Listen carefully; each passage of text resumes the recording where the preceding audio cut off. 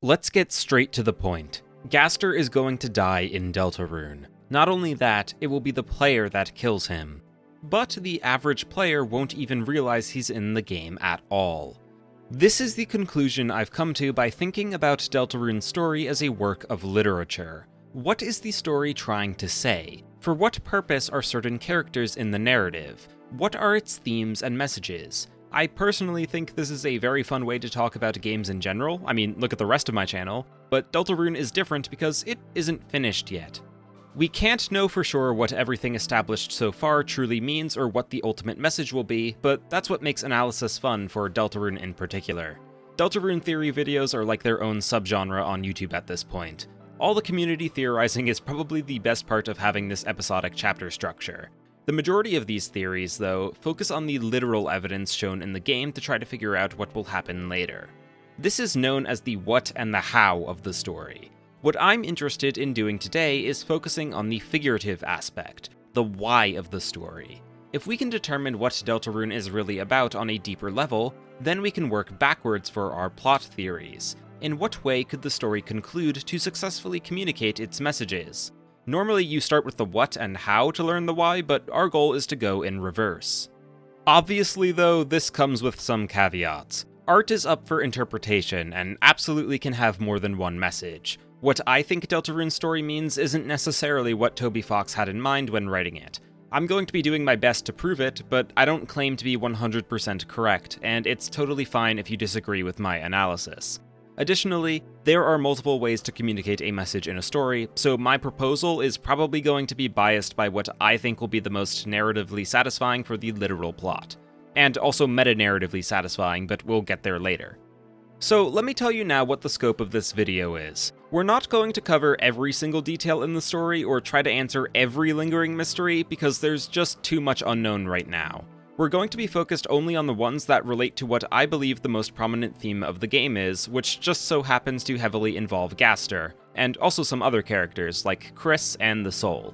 You might be thinking, but wait, we don't really know anything about Gaster, so why focus on him of all people, and why claim so definitively that we will kill him? Well, you're just gonna have to trust me on that for now. We have much to discuss. To accomplish all this, we'll be analyzing Deltarune chapters 1 through 4, paying attention to the themes it establishes and focus on the direction these thematic threads are likely heading toward in the second half of the game. Along the way, we'll be using these threads to make predictions on plot events that might happen in the second half of the game to make the whole story thematically cohesive, like us killing Gaster, as I've already claimed. We're almost ready to move on, but just two more quick things. First, since you clicked on a Deltarune theory video, I have to imagine you're at least familiar with it already, but I like to be courteous anyway, so consider this your one and only spoiler warning for Deltarune chapters 1 through 4. We'll also probably be mentioning some Undertale spoilers since the games are tied together. Second, if you're new here, hi, my name is Scribble, and I make analyses of great games. I thought I'd be making retrospectives, but I've kind of turned into more of a story analysis channel at this point, so if you like this kind of stuff, consider subscribing and sticking around. Alright, we're now ready to begin. Welcome to Deltarune. A good place to start is probably the beginning, since stories usually have their major ideas they want to explore introduced as soon as possible, so they can, well, explore them. Deltarune does exactly this with the Goner Maker. It's presented as a standard video game character creation sequence, so we spent all this time carefully choosing the traits we want for our vessel. But when we're finished, the vessel is discarded and we're told that nobody can choose who they are in this world. It's a fantastic hook because it plays with our expectations as a video game player. So many games allow you to create an avatar, so there's no reason to suspect anything is amiss here. When I first played Deltarune at least, I spent a good while thinking about my choices, believing them to eventually have a significant impact on the story. That initial bit of time spent designing the vessel to our liking makes the discarding feel much more impactful and memorable, even though we've literally done nothing with it so far. It was important for the story to create that surprising feeling of being robbed because it both introduces the main theme of the game, the interconnectedness of choices, consequences, and control, and ties it with the player. It's our choices that are thrown away in favor of controlling Chris. We're not the ones in the driver's seat. At a surface level, the message is self-evidently true. I mean, did you choose to be born the way you were? Obviously not. The circumstances of our birth is just luck. There's nothing more to it. There's more to the vessel discarding, though. A detail about Deltarune that's been consistently reiterated is that, unlike its predecessor, it will only have one ending. Despite this, there are a ridiculous amount of choices and branching paths in Deltarune itself. The fight and mercy options from Undertale are still present, and choosing to fight or spare enemies does lead to some differences in the world. There's also just a bunch of other choices, like picking who to imagine when Chris and Rouse have a moment together. It's kind of weird for a game to proclaim so strongly that our choices don't matter and then give us so many different choices in the game, isn't it? I mean, let's compare it to Undertale and the theme it establishes early. The opening of Undertale is a more traditional-looking tutorial fight with a helpful-looking flower named Flowey. He's got a cute design, there's cute music playing, and we're told all about love and friendliness pellets. If we listen to Flowey, though, we'll be hurt and he will reveal his true nature. Flowey tells us in this world it's either kill or be killed. And, obviously, as we know, that's the main theme of Undertale. There's no other options besides killing or being killed. It's every person for themselves. Oh, wait, hang on. The point of Undertale is kind of the exact opposite of that, isn't it? That there's more options than just fighting? This is probably why Deltarune is filled to the brim with choices. I suspect that as the game reaches its conclusion, the game will condemn this voice that tells us nobody can choose who they are in this world. It already kind of does, but we haven't gotten into the meat of it yet. It's at least evident with Chapter 1's ending. Yes, it's true that the very end of Chapter 1 is the same no matter what you decide to do throughout it, but the way we reach the ending feels a lot different. If we spare everyone, we get a heartwarming uprising of the kingdom's people overthrowing the evil king. If we fight everyone, this doesn't happen at all, and it just feels empty. Our peaceful actions are still rewarded by having the peaceful route feel more fulfilling. You can already make a thematic interpretation of this portrayal. Being kind to others through life naturally leads to living a more fulfilling one. The more rude or even violent actions we take, the more people we push away, which creates that empty feeling. Deltarune even reinforces the idea with the recruitment system in Castletown. In that sense, our choices in life do matter. We can choose who we are in this world by choosing the way we act and treat others. We'll all still die in the end, sure, but how we get there will feel very different. I imagine the actual ending of Deltarune will work kind of like this. We'll probably have to make some sort of major choice, maybe involving what's alluded to at the end of the prophecy, and that choice will dramatically affect the tone of the ending, even if the plot events are the same. That's nothing super groundbreaking, though. Undertale even covers very similar ideas. Deltarune differentiates itself by messing around a lot more with where the lines blur between peace and violence, at least. Even in the pacifist route of Chapter 1, Rouse will remark that it's naive to assume you can get through life without ever fighting. In later chapters, there will be times when we're forced to fight, even if we've spared everything until then.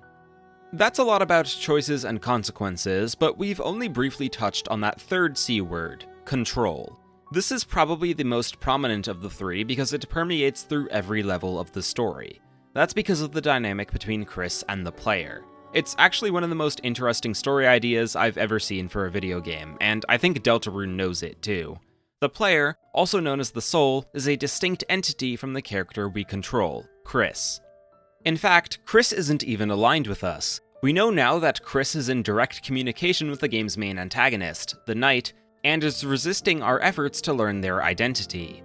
Chris dramatically ripping us out of them at the end of Chapter 1 was probably the best moment of the game when Deltarune first released, and I think that was when it really sunk in for most people that Toby Fox was serious with this one. This idea of the player character and the player outside of the game being at odds with each other is so engaging because it's something you can really only accomplish with an interactive medium for the story. Anyway, that's enough praise. What does it mean, thematically speaking? Well, for one, it immediately adds the question of free will to the overall story. How much of Chris's personality is our doing? What decisions do Chris and the player agree on? And even if there are some things they agree with, what does it mean to Chris to have some higher power make the decisions for them? Let's pretend that you were like Chris for a moment. Let's say you spot a slice of chocolate cake that looks amazing at a local bakery. You love chocolate cake and you're feeling pretty hungry. Suddenly, your body moves on its own, buys the cake, takes it home, and eats the cake for you. It's kind of hard to conceptualize your body moving without your own input, so if that's difficult, just imagine you are being literally pushed with the force or something. Is there a difference between all that happening as opposed to getting that slice of chocolate cake entirely on your own? The outcome was the same. It wasn't even something you disliked. The only real difference is you yourself didn't actively make the choice to eat the chocolate cake at that specific time. It's closer to being given the cake, and you were just a passive observer. That would be the truth of our reality if we didn't have free will. We'd just be moving along a script predetermined by something or someone else. For me at least, there's a world of difference between the two scenarios. I mean, sure, you get the cake in the end, but I want to feel like I got the cake. It's much more satisfying to me to make decisions on my own that would make me happy, and I'm pretty sure Chris feels similarly. I don't think Chris particularly likes us. We simply don't have enough information to know for sure what's going on here, but it seems like Chris needs us for something. They act almost zombie-like when they remove us from their body, although it's technically unclear if Chris is just playing it up because they know we're watching. Chris is characterized as a prankster, and we see them act relatively normally sometimes when we're outside of their body, but I read this more as Chris hiding the pain so their friends don't catch on. I interpret this all as Chris not enjoying being possessed, but needing us to survive long term. We can see that in some of their actions too. Consider the end of Chapter 1. Chris decides to go through this pain, ripping us out of their chest, all so they can eat some of their favorite pie. It's a pretty trivial reason, but it showcases Chris's desire to take back control and do what they want to do. Okay, well, there's some evidence to suggest Chris did more than just eat the pie that night, but let's just take it at face value for now because we can't prove otherwise at this point in the game. There's also a more serious example at the end of Chapter 4. Chris puts us in the toy cage while they're trying to block out the sounds of Toriel and Sans downstairs, probably because Chris is upset with how their mom is acting and doesn't trust us enough to ignore them.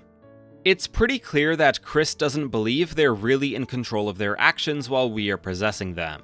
We can read it as imagery for this concept of lacking free will, or to put it another way, the inability to truly choose who we are in this world, even if there's an illusion that we can. In that sense, this is the next level of the voices argument. If they concede that our choices do matter, then the next line of defense is saying our choices aren't really our choices. If we aren't the one ultimately deciding what our actions are, then what does anything we do really mean? I think we're going to see Deltarune explore this idea taken to its extreme end. I'm talking about consequences for the friendships Chris has developed with Susie and Ralsei. Or rather, the friendships developed by us in Chris's body with Susie and Ralsei. It's clear that Chris cares for both of them on some level, as seen in Chapter 3's secret video game that we'll be talking much more about later, but we just don't know for sure what Chris is thinking. Did we treat Susie and Ralsei how Chris would have treated them? Is the friendship between the three of them genuine? This all leads to a larger conversation about free will in general. No one knows if we truly have free will, or if there is some divine higher power out there scripting the entirety of our lives. We could even all be living in a simulation and our behaviors are mapped out with lines of code. We simply cannot disprove the ideas. If we don't have free will, then are any connections we make with anyone genuine? Is the voice right that we can't choose who we are in this world? These are questions Deltarune has to answer eventually, because not only is there all the stuff going on with Chris, but there's also the prophecy predicting everything down to individual lines of dialogue. This question of free will is relevant to every character in the game. It's just most prominent with Chris because we, the player, are a factor in their story as well. So, what answer is Deltarune likely going to give to these questions? Well, the game has already given its answer, or at least heavily implied it, and its answer isn't an answer. I think Deltarune's response to the whole free will debate is to reject the premise of the debate itself.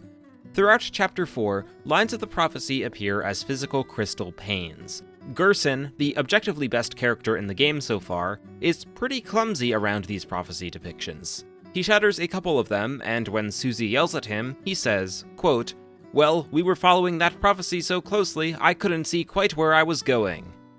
Gerson is a wise mentor character that's portrayed very positively, so I'm inclined to put a lot of stock into what he tells us. The basic interpretation of this line is how overly focusing on what will happen in the future prevents us from focusing on what's happening in the present.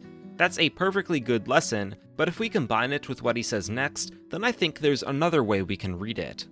We can choose to call him out on breaking the prophecy image on purpose, and if we do, he says, quote, "Well now, a fairy tale is a pretty little thing. Ain't it nice to believe a glimmer here and there? I just think those words shine a bit too bright. A path so blue it's all you can see.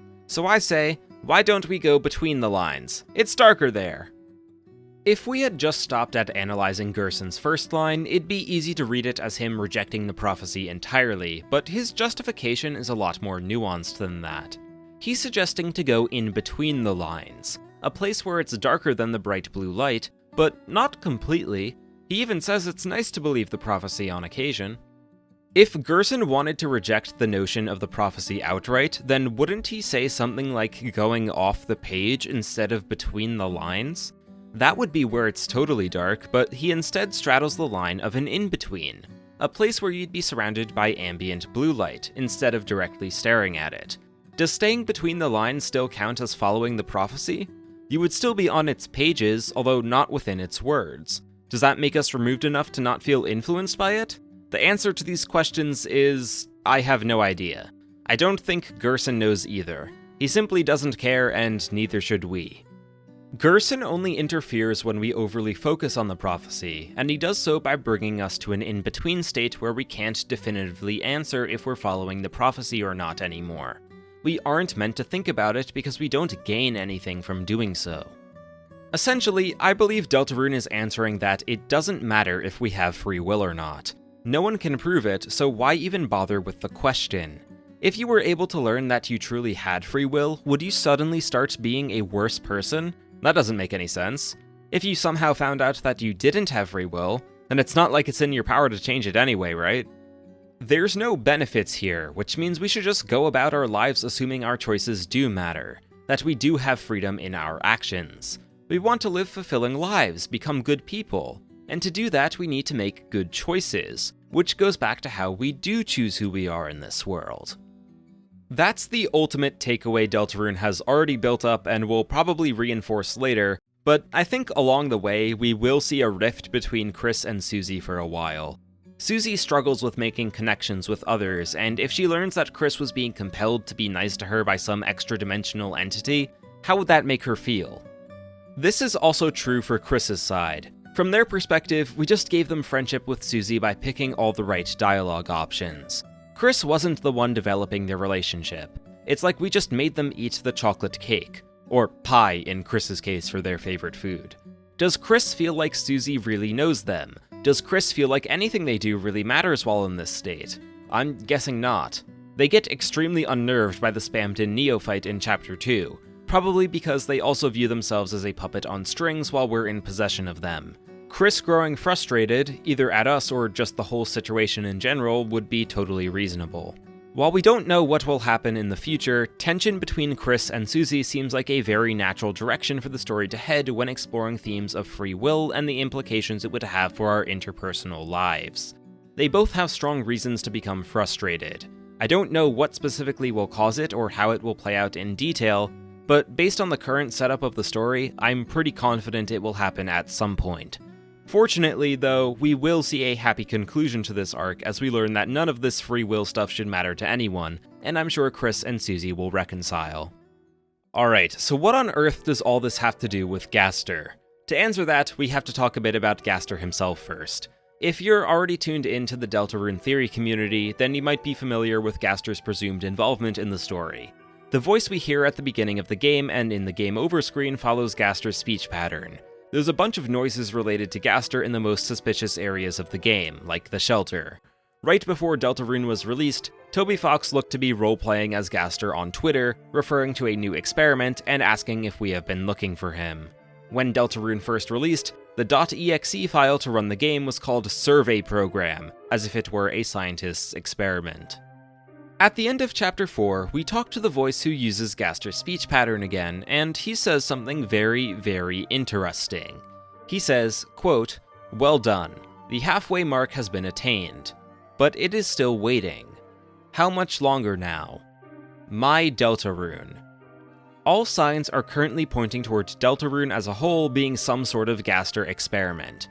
We simply cannot know how it works in-universe yet, but Gaster's involvement is all but confirmed at this point. The use of my to refer to Deltarune is just the cherry on top. It's confirmation that Gaster owns whatever is happening in Deltarune right now. That's not super new information, so I'd like to direct your attention to something else in this quote that I think is flying under the radar. You see, the Deltarune is an actual thing in the game of Deltarune. It's a symbol that's part of the town's religion. It's in Undertale 2, actually, and talked about by Gerson. Take a look at these two lines of dialogue, Gaster's speech and Chris's description of the images on the shelter door. What's different about them? In Gaster's speech, Deltarune is one word. In Chris's description, it's two. Chris's version is also consistent with the spelling by Gerson in Undertale and the prophecy retelling by Ralsei. How is the name of the game spelled? Well, Deltarune, the game, is one word. I trust Toby Fox's attention to detail too much to write this off as an inconsistency. I think this is meaningful. The Deltarune with a space is separate from one word Deltarune. Deltarune with a space is the symbol. The singular word Deltarune is the video game itself. Not convinced? Take a look at the few other contexts when the single word Deltarune appears in-game. There are 3 other instances besides Gaster's voice. Twice in the lines of the True Prophecy, at the church choir and in the church Dark World, and once by Chapter 3's Eggroom Man. We learn in Chapter 4 that Ralsei's prophecy retelling wasn't fully accurate, so maybe one of the details he changed was the type of Deltarune. The Eggman is also basically just breaking the 4th wall and telling us the game Deltarune will be here for us in 11 hours or 11 years. If this understanding is correct, what if Gaster is claiming ownership of the video game in his Chapter 4 halfway speech? What if he's eager for us to finish his game? So what would this actually mean? What are the implications? Well, since Deltarune already explores themes of control and freedom with Chris and the player, I don't think it's a stretch to say similar ideas are happening between the player and Gaster. We may be controlling Chris, but Gaster is the one pulling our strings. If he made the video game Deltarune, then everything we've done in-game is something made possible by him. That then begs the question, what is Gaster actually experimenting with? Based on what very limited information we know about him from Undertale, I don't think Gaster is the type to just do this for the love of the game. He wants to know something very badly. There's also a pretty high chance that his experiment is something very dark in nature. We know we're supposed to beware the man who speaks in hands, after all. Gaster is, at best, a neutral observer, and at worst, a malicious force. I don't think we have enough information to definitively say what Gaster wants. We barely have enough to even confidently claim he exists in the first place. So let's try changing the question. Why is Gaster in the game? What purpose does he serve in the narrative on a figurative level? There's this great video by Chris Roomba that basically tries to answer this very same question. I recommend you check it out, and I'll link it in the description, but I'll give a very shallow 2-sentence summary of their conclusion. That Gaster is in the game as an exploration of the question, what do you give up in order to find a secret? An embodiment of morbid curiosity. And, well, I don't fully agree. I definitely agree that Gaster is used to explore the question of what do you give up when trying to do something, but I disagree on the action itself. My main point of contention is that I believe Gaster to be the one who owns Deltarune in a sense. He was definitely a secret in Undertale, but I don't think he's meant to be a secret anymore. Too many people know of his existence. Toby Fox is aware of people looking for Gaster, as evident by the Gaster tweets. You could argue that these tweets and unused lines of code or whatever aren't canon, but Gaster is fundamentally tied to outside-the-game information. Chris Roomba's video talks about how the meta-narrative of Gaster's existence is part of his character, and I completely agree on that end. With that in mind, I think that makes it fair to consider details like the tweets when analyzing Gaster stuff. So, what do I propose Gaster's figurative purpose to be instead? I'll answer that question with another question. If we take Gaster owning Deltarune as a fact, then who is Gaster to Deltarune, the video game? He would be its creator, the author, the artist, the Toby Fox. Well, I don't think he's literally meant to be a Toby Fox stand-in, we already have one of those, but you know what I mean? He's an in-universe representation of the game's creator, the artist behind the magic. Now, let me ask you an entirely separate question. Do you think Deltarune is the type of story that would explicitly spell out the message it wants the player to get from it? Would it explain to us in great detail what we're supposed to learn? I don't think so. In a game about choice, consequence, control, and freedom, I don't think it'd be thematically cohesive if the message were made crystal clear. It makes so much more sense if the message is left mostly up for interpretation. That's not to say there'll necessarily be an ambiguous ending or something like that. I mean, what each player is supposed to gain from the ending won't be cut and dry. In that way, we could prove that we do control who we are in this world by taking in different lessons from the same story. It's kind of in itself one last choice. Toby Fox is very big on letting his work mean different things to different people, and I see no reason why Deltarune would be different. With that in mind, would it make sense for the author of an open-to-interpretation story to play a significant role in the story itself? If the author is present, then the author's influence and biases are going to be everywhere. There's just no escaping it. Imagine you were reading a book, and at the end of each page was the author directly telling you what the symbolism or foreshadowing or whatever of each paragraph was supposed to be. That might be cool as like a special edition of a book you've already read, but as a first experience, it'd ruin it. This is why I believe so strongly that Gaster is not going to appear in Deltarune's main story. Yes, he won't even be there in the game's singular ending. That's what I meant by the average player not realizing he's in the game at all. His name will never even be said. His voice might talk to us and congratulate us on the experiment being over, but that's it. Also, in-universe, why would Gaster want to interfere in his own experiment? He's a professional scientist. He would know better. When it comes to interpreting art, there's this concept known as death of the author. As soon as a piece of art has been released to the audience, the author's role figuratively dies. Their intent is no longer a factor, and people are free to interpret the art however they see fit. If Gaster is the author of Deltarune, and it makes thematic sense for Deltarune to have an open-ended message, then Gaster not appearing in the main story is a perfect representation of the death of the author idea. We shouldn't see him in the story because after Deltarune has been released, his work is done. The story now belongs to the audience, the player. This even ties back into what we talked about with Chris, the Soul, Gerson, and how we shouldn't even be thinking about free will. Obviously, everything in Deltarune is predetermined by nature of it being a video game. We don't technically have free will as a player, but who cares? The game is fun. We do have freedom in finding our own meaning from it, at least. If Gaster really is a representation of the author of the work, then seeing him appear in the game would just be a reminder of this concept that we don't gain anything from. But that's not exactly what I claimed at the beginning of the video, is it? If Gaster doesn't appear in the main story, how would we kill him? I was specific in my word choice. Gaster won't just die, he'll be killed. By us. And, well, for that to happen, that means the experiment would have to go wrong. Somehow we'd break the rules. We'd sabotage the carefully designed framework of the game and distort it into something it's not. If that were to happen, things in the story would have to get pretty weird. The weird route is basically Deltarune's equivalent of an evil route. It involves mind-breaking Chris's childhood friend Noelle, turning her into their killer puppet. It's impossible to accidentally stumble into it. It's very easy to abandon, too. Every step of following the weird route makes us prove our intent. We're given every opportunity to stop, but we keep going. We don't need to go over the entirety of the weird route so far, but I want to highlight some details of it. First, the method of actually starting the weird route is pretty unintuitive. Unlike in Undertale, if you choose to fight enemies, they don't actually die. They just run away. It's a fundamental mechanic of the game. However, the weird route seems to be a way of bypassing this restriction. Noelle has an ability that can freeze enemies, and if they're frozen, they can't run. To actually start the weird route, we have to actively hunt down every single enemy in Chapter 2 and freeze them with Noelle. After we've frozen everything, we can obtain the Thorn Ring from Spamton, a piece of equipment for Noelle that will hurt her but power up her magic. It's what allows Noelle to cast Snowgrave in Chapter 2's Birdly fight. It's a symbol of the weird route as a whole, hurting our friend in an attempt to gain strength.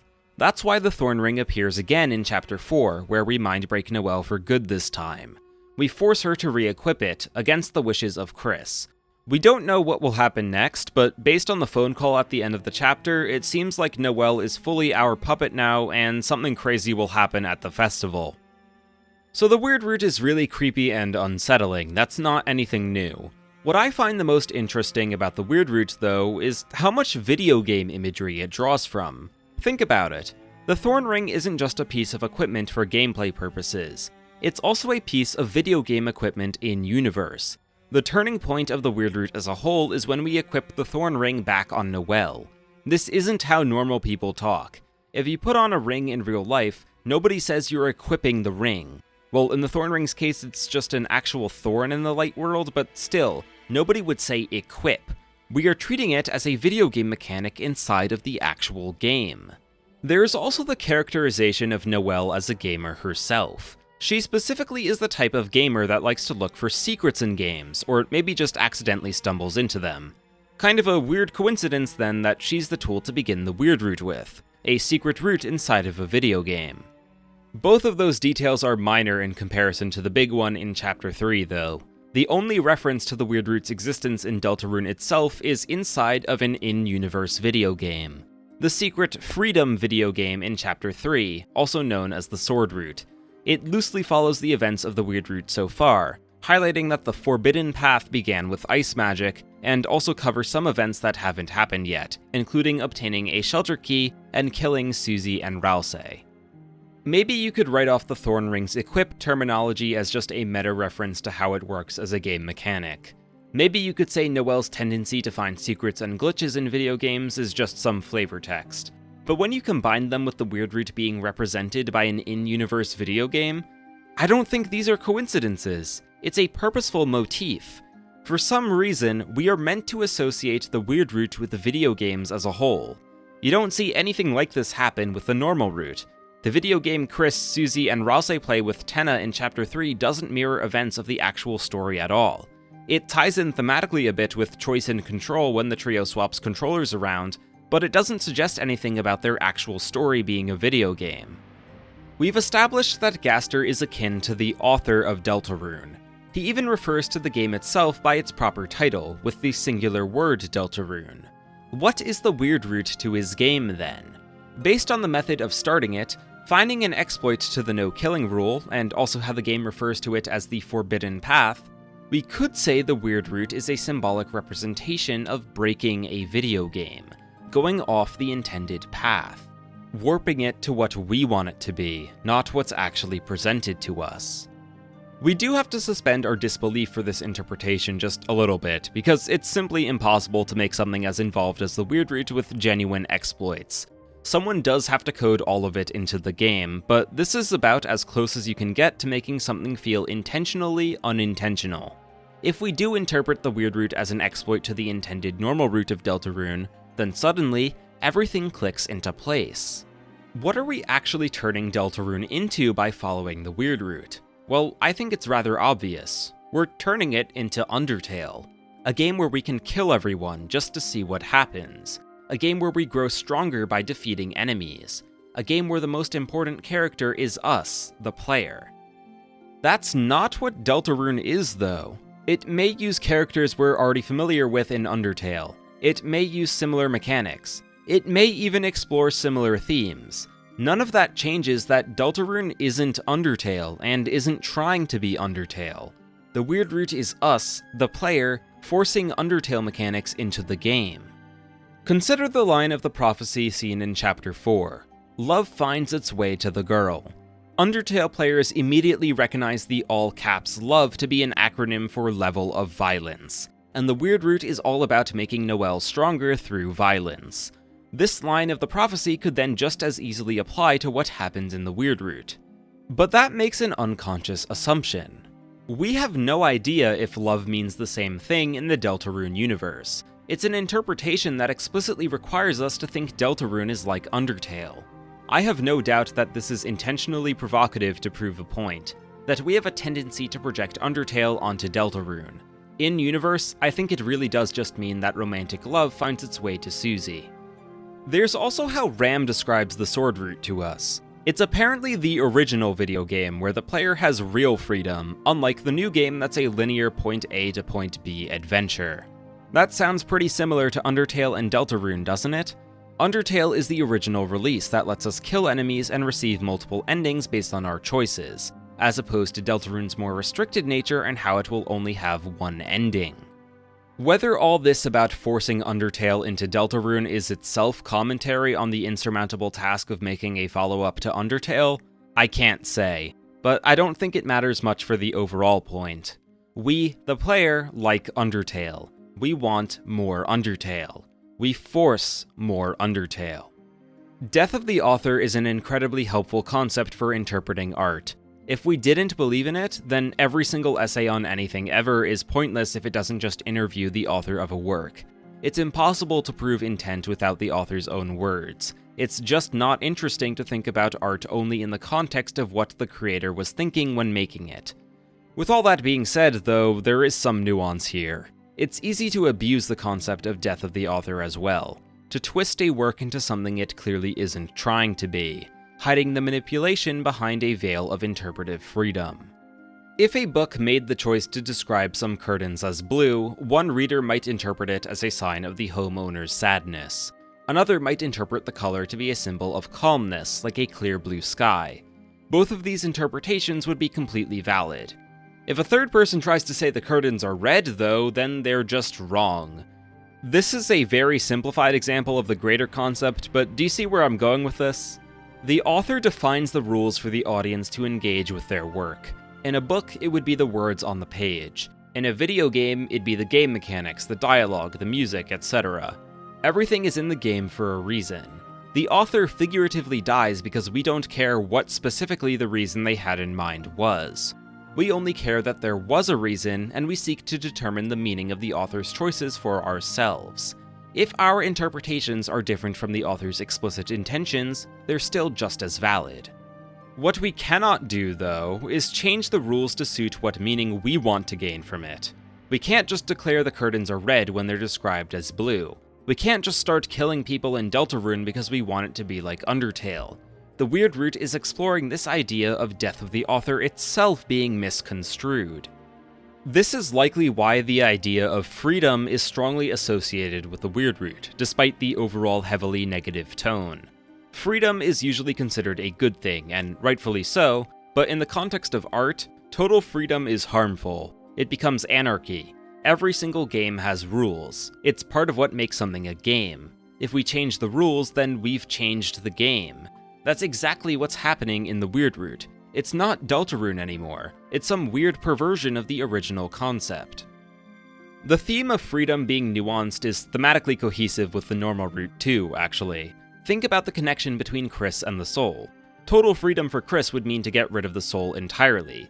They'd be back to making their own decisions, but the problem is they seem like they can't survive without us.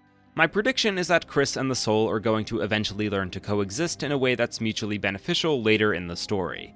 There hasn't been a true effort to communicate between us yet, and I think that could lead to a good outcome for both of us. Remember Spamton Neo? We defeat him by cutting all of his strings, but cutting all of the puppet strings is a symbol of total freedom. Maybe that's foreshadowing how Chris does really need the soul, because cutting all of their figurative strings would lead to their demise. That could tie into the greater theme of it not mattering if we have true free will or not, and it also works well with the message about freedom in art specifically. If, in universe, Gaster is the author of Deltarune, then Chris is Gaster's character, part of the art itself. Us possessing Chris may be restricting their freedom, but art needs these restrictions in order to actually say something meaningful. That's why Chris needs us to live. At the same time, forcing all of our desires onto Chris is what leads to the Weirdroot, a complete distortion of the art. There's a balancing act here. There's so many layers to this that even I'm losing track, but at every level, including the normal standard narrative, the meta-narrative between the player and Chris, and the meta-narrative between the player and the author, all of them deal with the concept of freedom. Are we free to choose who we are in this world? Do we have true free will in our everyday lives, and does that even matter? How much freedom should be given to the audience when interpreting art? These are the real questions at the heart of Deltarune's story. There are many directions the story can go to explore these ideas, and I've already suggested some throughout the video. We can't know for sure what Toby Fox will decide, and for all we know, he could be changing his mind between chapter releases. However, there is one idea for the story that I am extremely confident in. I'm so confident that I titled the video after it, that Gaster will be killed by the player. It's finally time to use the themes we've discovered, alongside some more textual evidence, to theorize how the Weirdroot will play out, all while ensuring Deltarune still only has one ending. In Castletown, there's an item we can craft called the Twisted Sword. It requires the Thorn Ring and the Pure Crystal, which is implied to be craftable with 5 Shadow Crystals. The problem is immediately obvious. The Thorn Ring is only attainable in the Weirdroot, which means this Twisted Sword is a Weirdroot thing. Additionally, we can only have 4 Shadow Crystals at this point in the story. They're each obtained by defeating one of the secret bosses, and all of those bosses have something to do with freedom. There's even an insinuation that one of them, Jevil, is aware of being inside of a video game, by the way. The question I want to ask is a very simple one. What is the Twisted Sword? As its name implies, I'm sure that it's a sword, in the Dark World at least. Objects change between the light and dark worlds. Chris's normal weapon is really a pencil, for example. I don't think the Twisted Sword is a sword in the light world. Instead, what if it were a key? A key that's been shown we'd obtain in the Weirdroot, but haven't yet. The Shelter Key. I'm sure someone else out there has also come up with this idea, but I'm fully on board. This Shelter Key is going to unlock a door inside the shelter. I don't know if it will open the shelter itself earlier than we're supposed to be there, or if it will just give us access to a place inside of it that we aren't supposed to be. Regardless, the idea is the Weirdroot is going to give us abnormal access to the shelter. We know the shelter is associated with Gaster. The garbage noise playing from inside of it is just the noise from Undertale's entry number 17, the one piece of fully known Gaster dialogue that we have. If the Weirdroot is about breaking the game, twisting the art to our own desires, and the author isn't supposed to be involved in their interpretable work, then perhaps this Shelter Key will allow us to meet Gaster directly. I don't know what will happen in this meeting, but I know by the end of it, we will kill Gaster. We will, not Chris, because at this point, Chris will be used up, just like the Swordroot foretold. It's our story now. Perhaps this is when we'll finally take control of our vessel from the Goner Maker sequence. Perhaps that's why the lines between reality and video game blur at the end of the Swordroot. We've now taken the game for ourselves, throwing away everything Gaster wanted us to experience. We've obtained true freedom, but at what cost? Maybe this is the actual experiment Gaster is performing, to see if we're so willing to transform his game into what we want it to be that we'd commit truly heinous actions. Remember, Gaster likely isn't benevolent. It wouldn't surprise me at all if he has some nihilistic belief that even when presented with a perfectly good story with perfectly poignant messages, we would still try to ruin it in an effort to have things our way.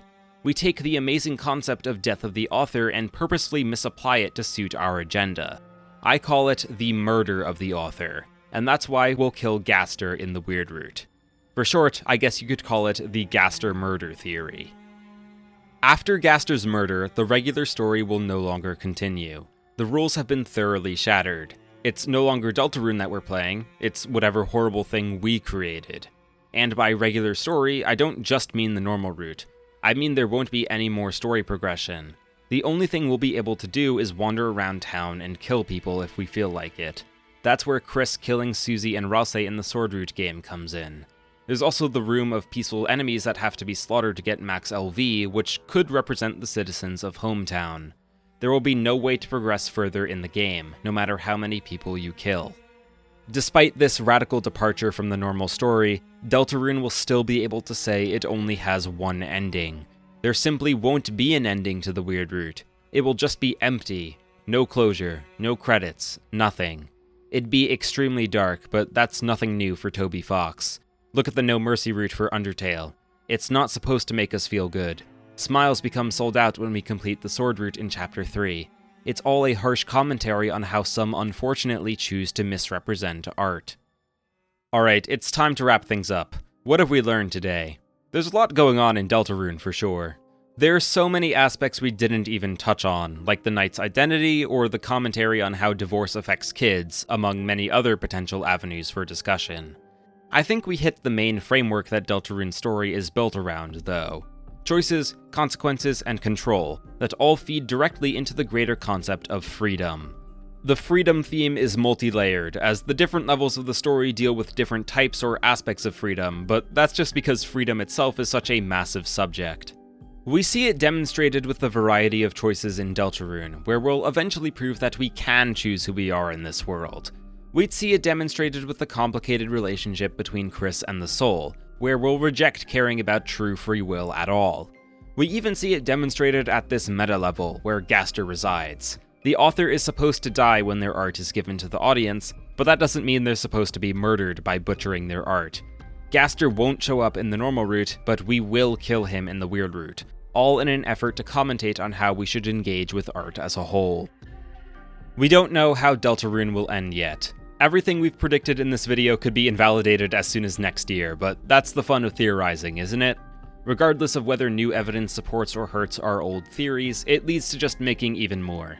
Everyone interprets Deltarune in their own way, and that leads to a very fun and engaging community. The only caveat is we have to meet Deltarune on its own terms, just like with any other work of art. Only then can we put the author to their final rest, and enjoy the ride for ourselves. We have now finally reached the end. Thank you so much for watching. If you enjoyed the video, please do make sure to leave a like, comment, and subscribe so I can make more videos like these. If you particularly liked this video and would like to support me directly, then you also have the option to become a channel member. Before we truly end, there are a couple of things I wanted to mention that didn't quite fit anywhere in the script. First, I want to do a rapid-fire round for a few theories I currently believe, but they didn't have anything to do with this video's thesis or have already been covered by plenty of other people. The Knight is probably just Des after something went horribly wrong. Maybe Chris's original soul is part of her too. If it's not Des, the only other candidates that I think could end up being satisfying are Rudy and Papyrus. I don't think Carol would be a compelling knight because she's already antagonistic. Sans is almost definitely from Deltarune and wound up in Undertale afterward. I have no idea what's going on with Papyrus if he's not the knight. I do think Gaster is related to them, and I lean more toward him being a third brother rather than being their father or something. I can't really prove it, but I have this gut feeling that Asriel is much more involved in the story than we are currently led to believe. I just don't buy that he's innocently off at college based on his relationship with Des. Also for Ralsei, I think he's probably clumps of Asriel's fur scattered around town. That would explain how he can exist in every Dark World, and also why he looks like Asriel. Finally, I wanted to give Spamton some special praise since he wasn't a big part of our discussion today. I just think he's very funny, and I like his boss fight music a lot. It's also cool how involved he is in the weird route, since a lot of his funny quirks become really creepy in the different context. I think that's a mark of great writing if the same writing style can evoke new feelings entirely. Alright, that's it for real. Thank you once again for watching, and see you next time.